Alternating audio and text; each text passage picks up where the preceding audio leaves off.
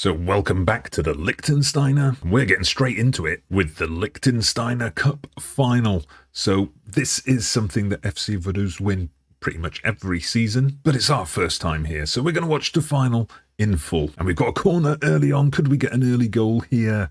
Oh, I hope so. We are missing a couple of players here. We've got a couple of injuries. Tunahan Cicek is the main player who's out, but, you know, he sometimes doesn't show up for the big game, so we'll manage without him. What we're looking for here, a nice early goal, a nice confident win. We don't want a repeat of that FC Vaduz 2 game in the semi-final, but let's see if we can do something here. It's a bit scrappy. We're trying to find a way through, and it finally falls to Suter. He gets the goal. We're on our way. Oh, no, it's offside. Oh, it's offside. I wasn't paying attention to that.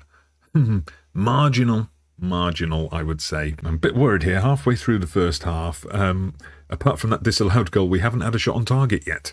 All right, here comes Ulrich. We've had a shot on target now, but it's not going so well. Okay, Fair's stolen the ball. Fair out on the flank now. Is he going to get the cross in? Can he set up a goal here? Martinez, we get it into Ulrich.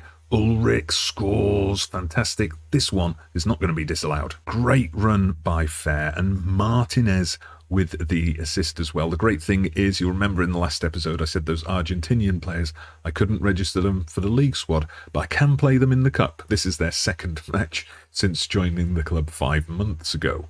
Anyway, hopefully they get a medal in only their second game for the club. That would be pretty big. Can we extend our lead here before half time? If we can get a couple of goals, just get that cushion, then we can push forward and, play the second half without any worries.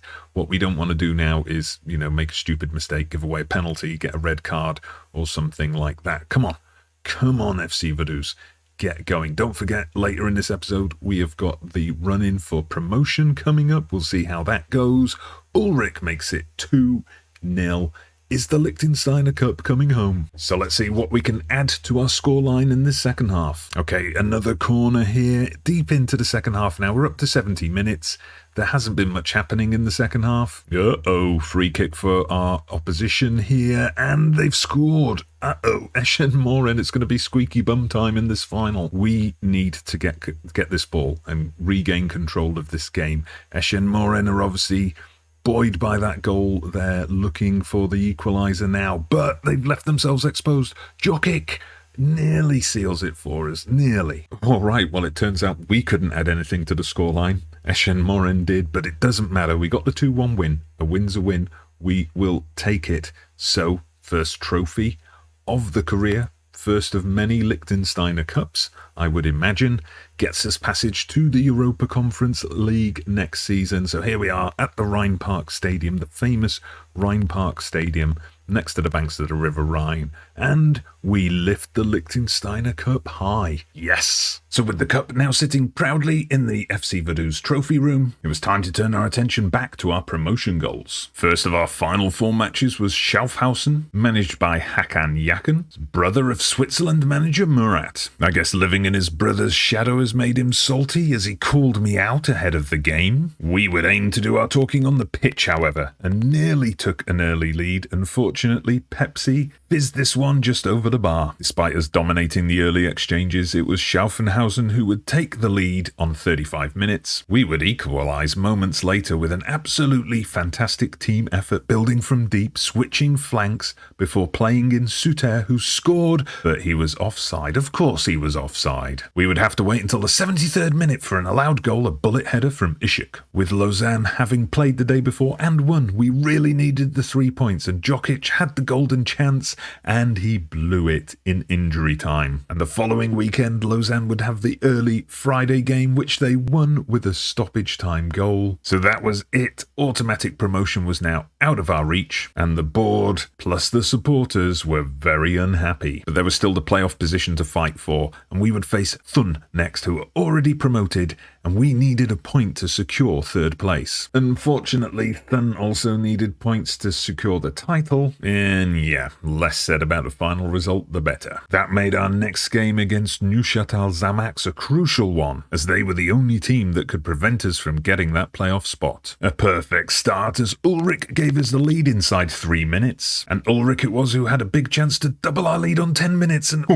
I hope we don't live to regret that. And 2 minutes later, sure enough, we lived to regret that. Thanks, Bukel. But wait, Ulrich made a well-timed run again, and yes, penalty! Tucked away confidently by Tunahan Cicek. Then things got even better for us as Xamax imploded, Hammerich receiving a red card, and Fairwood put us 3-1 up just before half-time with this peach of a free kick. Now we just needed to keep a cool head in the second half and see out the win that would get us that promotion spot. But Tunahan two-footed Cicek had other ideas and got himself sent off as well. We went strikerless for the rest of the game, and it worked, Fair scoring a lovely little dink on the hour mark. Dobras got even cheekier as we added our 5th of the evening. Where was this kind of play in our previous matches? Xamax would pull one back to make this a reversal of the previous week's scoreline, and that was enough to secure our playoff spot. And it meant our final match with bottom of the table Verdon didn't really matter. Just as well, really. On to the Pro-Rel playoff then, a two-legged affair between us and the bottom side in the Super League, Winterthur. Our opponents were a side in terrible form, having only won 3 times since the winter break. But then again, our form since the Liechtensteiner Cup semi-final had not been that great either. Somewhat surprisingly, the Vaduz board offered me a new deal on the eve of the playoffs. I was more than happy to sign the deal and remove the prospect of the sack should we be unsuccessful in the playoffs. Speaking of being unsuccessful, not the best of starts as Burkhardt opened the scoring for Winterthur and then added a second later on in the half. Big question mark over the goalkeeper Bukel for that one. We needed to show resilience and determination, and Fair was the man to step up, holding off the challenge and then receiving the ball back for a fine strike. And Fair was the man again in the second half as he got on the end of Ulrich's low cross to level the scores. And that would be the end of the scoring, leaving the tie finally poised heading into the second leg. So let's finish this episode as we started with a live com. But some good news in between the first and the second leg. The registration window for the Challenge League opened. So Martinez and Lopez, our 2 Argentinians, are registered. So here you go, Martinez at left back and Lopez in that ball-winning midfielder role. The main worry for us going into the game is Fabio Fair, who's been such a great player for us, is out with food poisoning. A little bit suspicious if you ask me just before a big game, but we won't throw any allegations Winterthur's way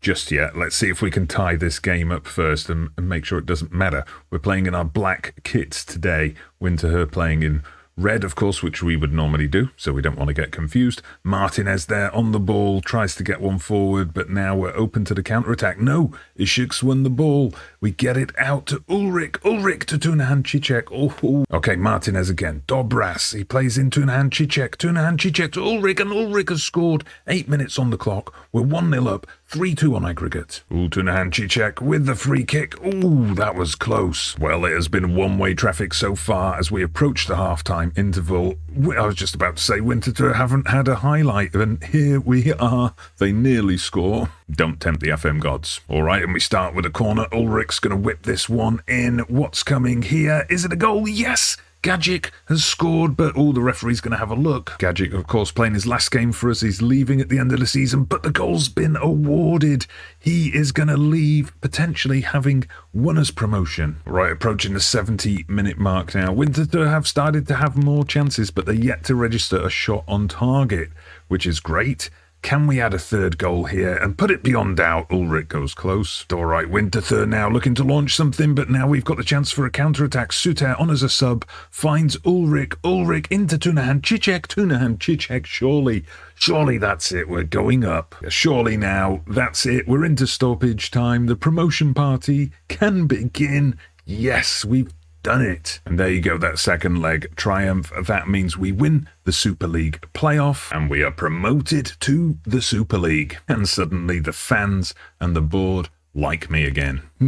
But the board haven't followed up that like with much generosity. 71,000 for a wage budget and a transfer budget of 62,000. So quite an episode that was. We've won the Liechtensteiner Cup. We've won promotion to the Swiss Super League. Now we've just got to see if we can stay there.